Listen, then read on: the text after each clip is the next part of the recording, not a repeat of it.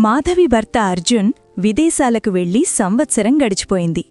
ఒకరోజు మాధవి అక్క కొడుకు కిరణ్ ఇంటికి వచ్చాడు. ఆ రోజునుంచి ప్రతిరోజు రాత్రి మాధవికి బాదం పాలు తయారుచేసి ఇచ్చేవాడు.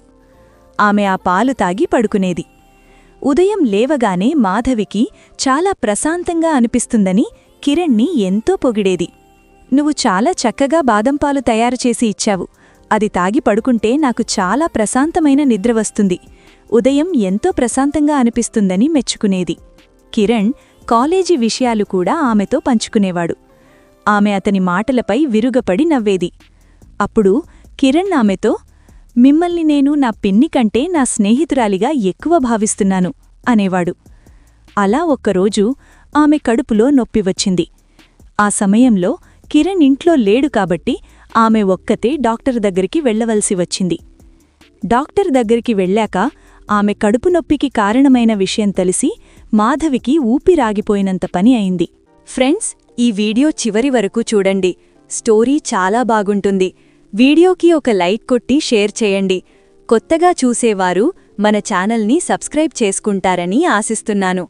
ఆ ఆనందంతో ఇంకొంచెం ఉత్సాహంతో మరిన్ని వీడియోలు చేయగలను. ఇక స్టోరీలోకి వెళదాం. మాధవికి పెళ్లి జరిగి 3 సంవత్సరాలయ్యింది. కాని ఇప్పటివరకు వాళ్ల ఇంట్లో పిల్లల ఏడుపు వినిపించలేదు.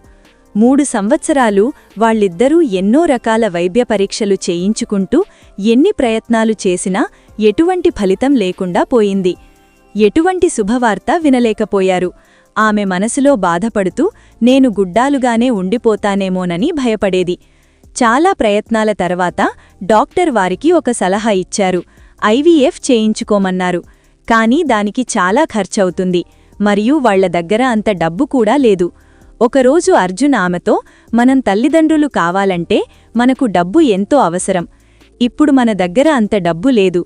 దాన్ని సంపాదించడానికి నేను విదేశాలకు వెళ్లవలసి ఉంటుంది" అన్నారు. కానీ ఆమె భర్తను విదేశాలకు పంపించడం ఆమెకు అస్సలిష్టం లేదు.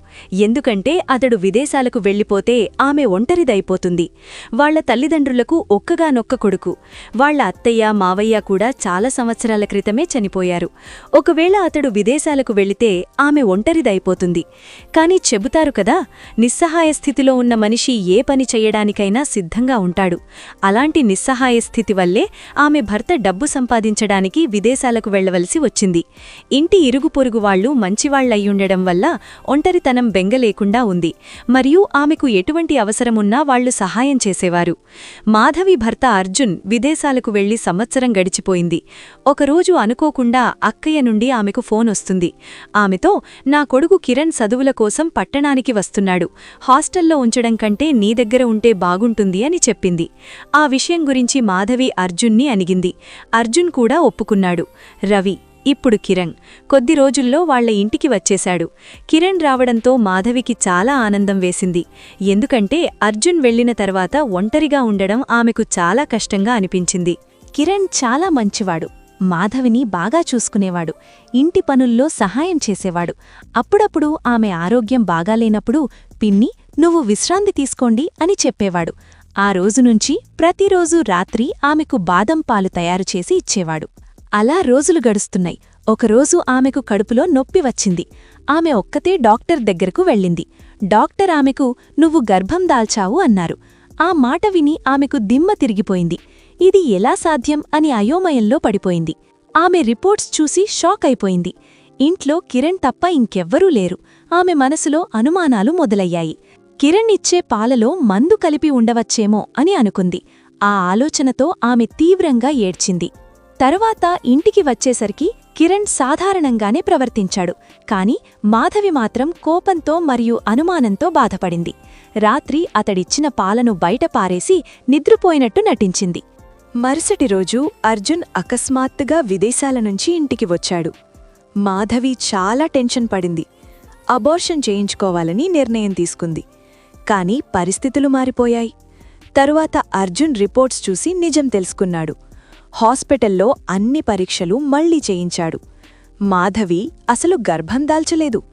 ఇంకెవరిదో రిపోర్ట్ పొరపాటున ఆమె పేరుతో వచ్చిందని తెలిసింది. అర్జున్ మాధవిని ధైర్యం చెప్పాడు. కిరణ్ కూడా ఏడుస్తూ, "పిన్ని, మీరు నా గురించి ఇలా ఎలా అనుకున్నారు అని బాధపడ్డాడు. నేను మిమ్మల్ని అమ్మలా చూస్తాను అన్నాడు. ఆ తర్వాత కిరణ్ హాస్టల్కి మారిపోయాడు. మాధవి తొందరపడి ఆలోచించకుండా కిరణ్ మీద నిందలు వేసినందుకు చాలా బాధపడింది.